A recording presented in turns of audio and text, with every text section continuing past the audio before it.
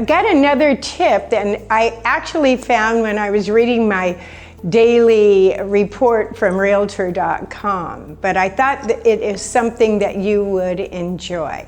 So these are 7 common mistakes that mostly first-time buyers make when they buy a home. And the first is decorating a home that in a style that clashes with the architecture.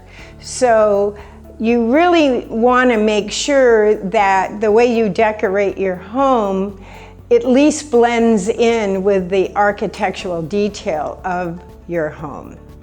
It'll make everybody happier.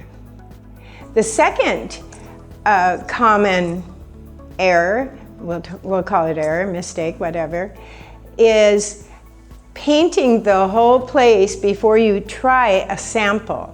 That is really, really important, whether it be the exterior or the interior.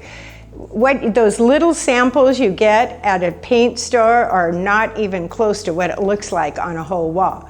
So you ought to get, and a lot of paint stores will sell you like little small half cans and just even give them to you or sell you at a very inexpensive price so you can get a big patch on the wall and figure out if that is what you were really, the direction you were trying to go, or if it's totally different.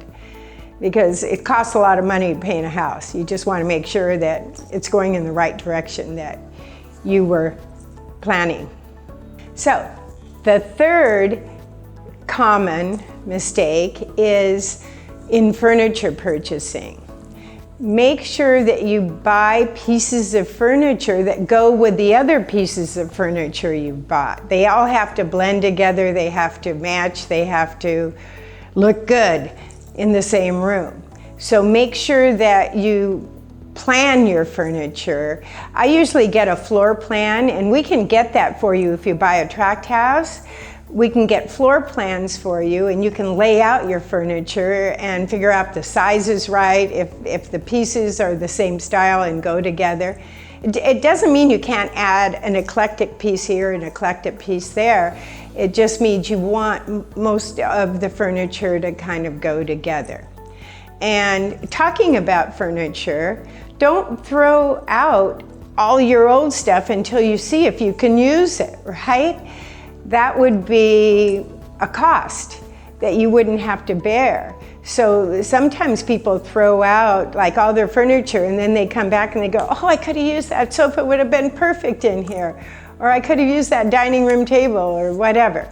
So don't throw out your furniture until you know for sure that you're not going to use it, okay? Another error that people make is focusing on pretty as opposed to practical. Isn't this a cute example? Anyway, you need to make sure that you really make your house usable. Make it practical as well as beautiful. Obviously you want it beautiful, everybody does, but make sure it's practical, make sure it is functional. One of the most important things in a house is enough light.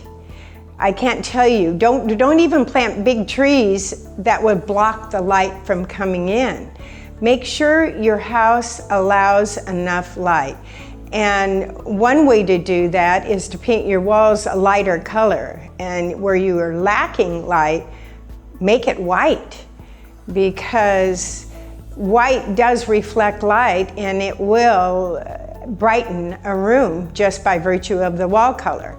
And then of course the bulb size is important, all of that. But allow enough light into your home. It's really important, especially when you're selling. People do not like to buy dark houses, usually. That's not their favorite.